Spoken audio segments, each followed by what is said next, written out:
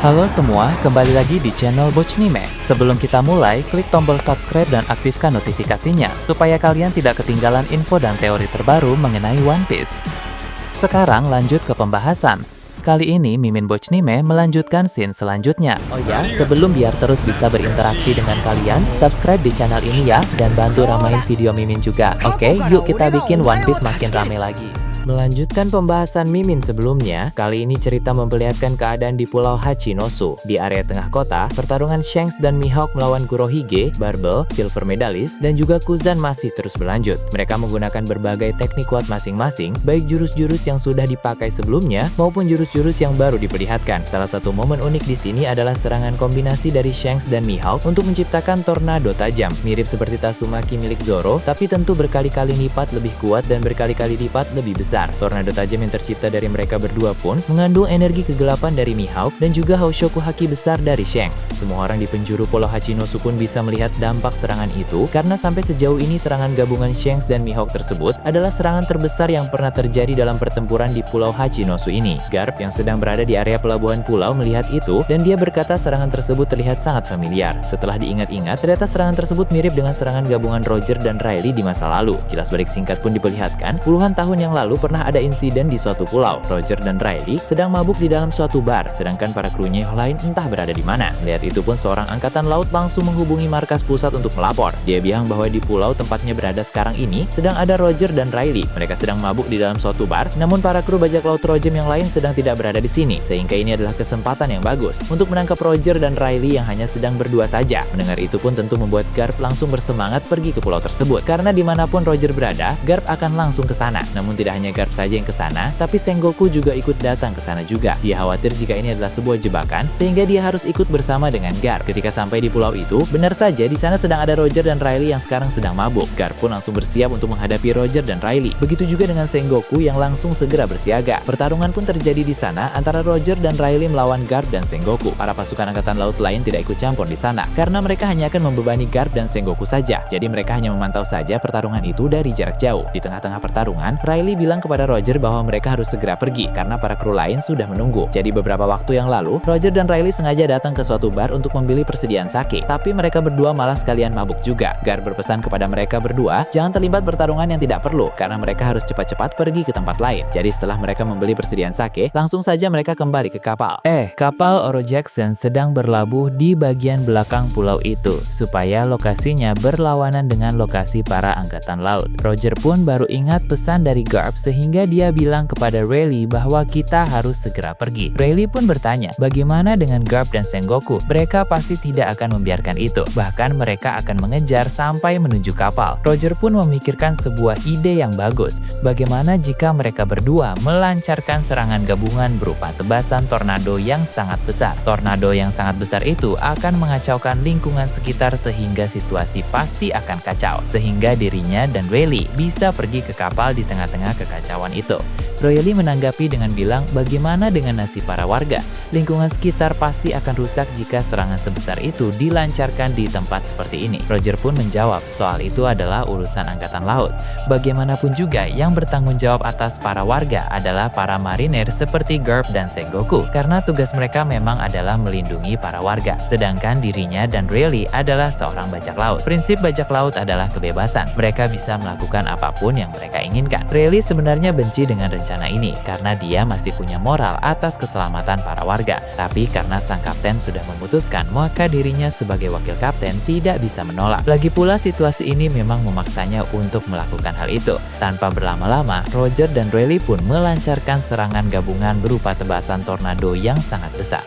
Di dalam serangan itu ada juga efek kegelapan dari Riley dan juga efek Hoshoku Haki besar dari Roger yang membuat dampak serangan itu semakin mengerikan. Garp dan Sengoku cukup kerepotan menghadapi serangan itu, dan yang paling penting adalah para pasukan angkatan laut dan para warga di sekitar terkena juga dampak serangan itu. Setelah melancarkan serangan itu, Roger dan Riley pun langsung pergi menuju ke kapal Oro Jackson. Garp ingin mengejar, tapi Sengoku berkata, utamakan dulu keselamatan para warga. Di sini hanya Garp dan Sengoku saja yang yang bisa meredam serangan tornado itu. Urusan menangkap Roger dan Rayleigh bisa dilakukan nanti. Garp kesal dengan situasi ini, namun dia tahu bahwa yang dikatakan Sengoku itu memang benar. Pada akhirnya, Garp dan Sengoku pun berusaha meredam tornado itu dengan gabungan serangan mereka berdua. Garp melancarkan tinju-tinju berlapis haki, sedangkan Sengoku menggunakan shockwave yang juga mengandung haki. Tornado itu pun akhirnya reda dan lingkungan sekitar kini menjadi aman. Namun Roger, Rayleigh, dan para kru bajak laut Roger yang lain sudah berlayar pergi meninggalkan pulau itu. Kilas balik pun berakhir dan cerita kembali ke Pulau Hachinosu. Garp yang melihat serangan gabungan Shanks dan Mihawk di tengah pulau itu pun berkata bahwa ini persis seperti serangan gabungan Roger dan Rayleigh dulu. Di dalam tornado itu ada efek kegelapan dan juga Haushoku Haki yang besar. Rupanya memang benar bahwa Mihawk mewarisi tebasan kegelapan Rayleigh, sedangkan Shanks mewarisi teknik-teknik Haushoku Haki besar milik Roger. Dia pun penasaran, mampukah Kurohige dan para aliansinya menghentikan serangan besar itu? Kembali ke area tengah kota, Kurohige, Bantahar Bell, Silver Medalist, dan juga Kuzan terkejut melihat serangan itu. Mereka berempat pun akan berusaha meredam dan menghentikan serangan besar itu, karena jika serangan sekuat itu mengenai mereka, mereka berempat pasti akan terluka parah, bahkan mungkin bisa langsung tumbang. Kurohige, Bantahar Bell, Silver Medalist, dan juga Kuzan akan melancarkan serangan kuat secara bersamaan ke arah tornado besar tersebut. Kurohige memakai teknik gempa dari Gura-Gura Nomi dengan kekuatan maksimal. Bantahar Bell memadukan karate manusia ikan yang digabungkan dengan Haushoku Haki kuat. Silver Medalist memakai teknik serangan dengan haki yang masif. Lalu Kuzan menciptakan burung es besar dan mengalirinya dengan Bushoshoku Haki tingkat tinggi. 4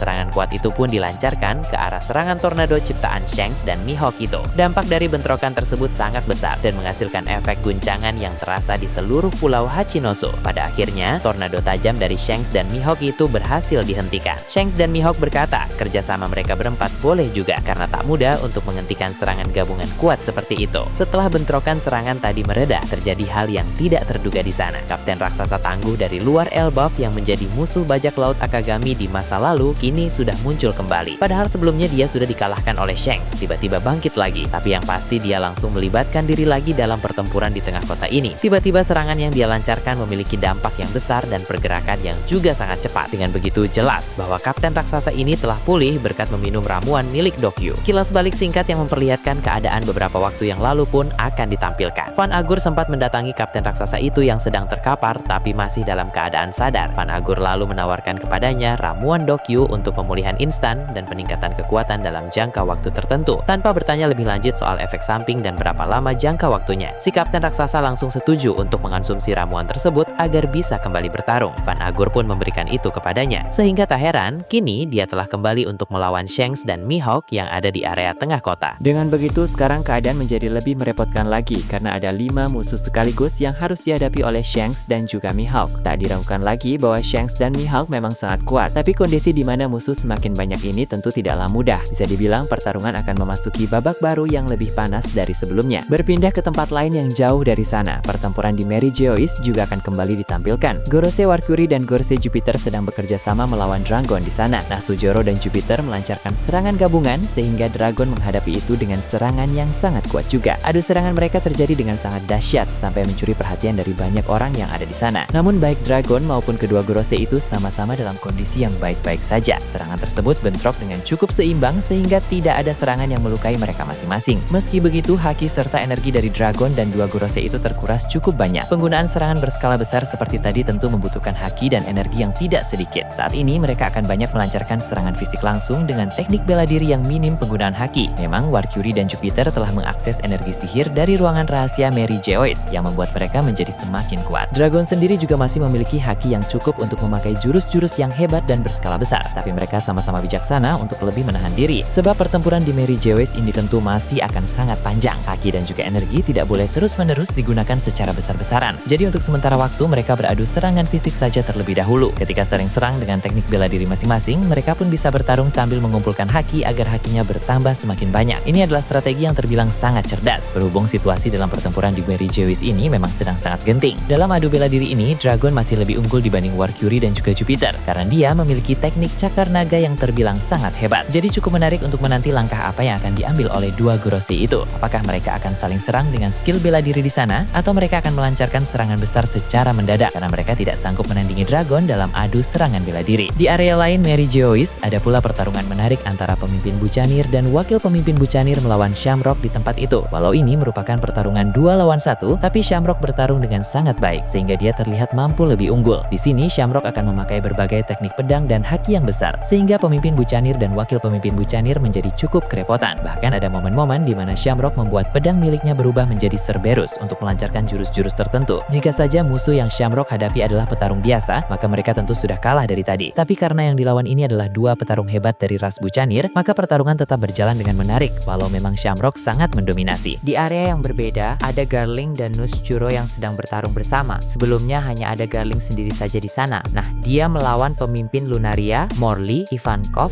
dan Inazuma sekaligus. Namun semakin lama pertarungan berjalan, bantuan dari pihak pasukan revolusi terus saja berdatangan. Bahkan beberapa dari mereka adalah petarung tangguh. Maka Garling pun mulai terdesak dengan gempuran serangan musuh yang terus menambah seiring berjalannya waktu. Ketika pihak pasukan revolusi mulai unggul, keadaan langsung berubah lagi saat Nus-Churo muncul dengan kecepatan tinggi. Dia membantu Garling di sana, sehingga pihak pasukan revolusi pun menjadi sangat kerepotan. Meski begitu, mereka tetap memberi perlawanan sekuat tenaga. Saat keadaan telah menjadi lebih sulit, pemimpin Lunaria pun akan mulai bertarung dengan kekuatan yang lebih besar dari sebelumnya. Bertarung sekuat tenaga seperti itu membuat dia pantas diakui sebagai sekutu terkuat pihak pasukan revolusi sekarang. Kemampuannya masih di atas pemimpin Bucanir dan juga di atas para aliansi pasukan revolusi yang lain. Orang ini benar-benar memiliki kemampuan bertarung yang sangat memukau. Dalam pertarungan di sana, ada momen menarik di mana elemen api dari pemimpin Lunaria itu beberapa kali beradu dengan elemen es milik Nus-Churo. Jika dinilai dari segi kekuatan elemen Lunaria lebih unggul karena serangan api bisa melelehkan elemen es. Ya, tapi pertarungan tetap sengit karena Nus-Churo punya haki yang sangat besar dan juga teknik berpedang tingkat tinggi. Jadi dia tidak hanya fokus pada elemen es saja, tapi juga mengeksplorasi kekuatan-kekuatan yang lain. Jadi di sini kekuatan es Nus-Churo mampu mengungguli kekuatan elemen api milik Lunaria itu. Sementara pemimpin Lunaria terlibat saling serang dengan intens melawan Gorosei Nus-Churo, orang-orang lain lebih fokus untuk menghadapi Garling di tempat tersebut supaya Garling tidak mengganggu pertarungan pemimpin Lunaria melawan Gorosei Nus-Churo. Beralih ke tempat lain, dunia matahari Elbaf akan mendapat sorotan. Di salah satu area ada Sanji yang sedang bertarung melawan seorang raksasa iblis. Raksasa iblis ini menghalangi Sanji yang bergerak menuju ke tempat Nami dan kawan-kawan sedang terikat sekarang ini. Jadi, Sanji harus melawan raksasa tersebut dan berusaha untuk mengalahkannya secepat mungkin supaya dia bisa sampai ke sana dengan cepat. Setelah pertarungan berjalan selama beberapa waktu, Sanji memakai suatu teknik baru dalam mode Ifrit Jambe. Teknik itu menghasilkan serangan yang sangat besar sehingga raksasa iblis tersebut langsung terhempas jauh dari sana. Banyak orang yang bisa merasakan dampak serangan Sanji tadi, bahkan orang-orang yang berada di area lain pun bisa merasakannya. Nah, 2 kesatria Shichi juga tampak bereaksi dari kejauhan. Mereka bilang bahwa keadaan akan menjadi lebih merepotkan lagi setelah ini. Tapi mereka tetap percaya diri dengan situasi sekarang, di mana pihak pemerintah dunia memang lebih unggul. Lalu, di area yang berbeda, ada Franky dan beberapa prajurit raksasa yang sedang bertarung melawan banyak monster mimpi buruk. Mereka juga bisa mendengar dan merasakan dampak tendangan dari Sanji tadi. Para prajurit raksasa pun bertanya-tanya, dampak serangan siapa itu? Lalu Franky menjawab, sepertinya itu adalah perbuatan dari salah satu temannya yang bernama Sanji. Franky lalu berbicara sendiri dengan berkata, jika Sanji sudah datang, maka artinya Zoro pun harusnya sudah naik juga. Dengan begitu, tersisa Luffy yang masih dia tunggu. Jika Luffy sudah naik, Franky yakin keadaan akan berubah dengan sangat cepat. Berpindah ke area lain yang jauh dari sana, Fujitora akan kembali diperlihatkan. Dia sudah mendekati pelabuhan pulau, tempat di mana Kaisar Bayangan sedang berada saat ini. Dia bahkan langsung menjatuhkan meteor di pelabuhan pulau itu, sehingga banyak pasukan dari Kaisar Bayangan itu yang bertumbangan. Kemudian Fujitora turun, lalu mulai bertarung dengan memakai teknik-teknik yang lain. Mengapa dia tidak menjatuhkan meteor terus-menerus? Karena itu akan menguras banyak tenaga. Dia paham bahwa dia baru saja memasuki pulau, sehingga tantangan yang harus dihadapi masih terbilang kecil. Nanti pasti akan ada tantangan yang lebih besar lagi, entah itu melalui pertarungan melawan Kaisar Bayangan atau melawan para anak buah terkuatnya di pulau itu. Maka untuk sekarang, Fujitora masih harus menyimpan banyak tenaga. Sementara itu, New Marineford juga akan disorot. Di markas Angkatan Laut itu, ada Suru yang berbicara dengan Akainu mengenai sang Kaisar Bayangan. Suru bilang, dia tidak yakin apakah Fujitora akan berhasil menangkap orang itu atau tidak. Suru menjelaskan bahwa dia sama sekali tidak meragukan kekuatan Fujitora. Kaisar Bayangan memang kuat, tapi kemungkinan besar Fujitora masih lebih kuat darinya. Namun, ada 2 hal yang menjadi masalah di sini. Pertama, mereka belum tahu ada siapa saja di pulau tersebut. Mungkin ada orang-orang lain juga yang sangat kuat juga di pulau itu, sehingga akan menguras banyak energi bila Fujitora meladeni mereka semua. Nah, permasalahan yang kedua, Kaisar Bayangan juga sangat jenius. Kalaupun nanti dia terdesak, dia akan bisa memikirkan cara untuk menyelamatkan diri. Karena itulah, orang itu masih belum pernah ditangkap ditangkap oleh Angkatan Laut saat ini. Sepertinya, Suru tahu cukup banyak hal tentang orang misterius itu, sehingga dia bisa menjelaskan dengan detail seperti ini. Nah, bagaimana menurut kalian terkait ini? Nah, itu tadi berbagai hal menarik pada pembahasan channel Bochnime kali ini. Menurut kalian bagaimana? Silahkan tulis di kolom komentar di bawah. Oke, segitu saja untuk pembahasan kali ini. Jangan lupa like, share, dan subscribe untuk video menarik selanjutnya. Peaceful World!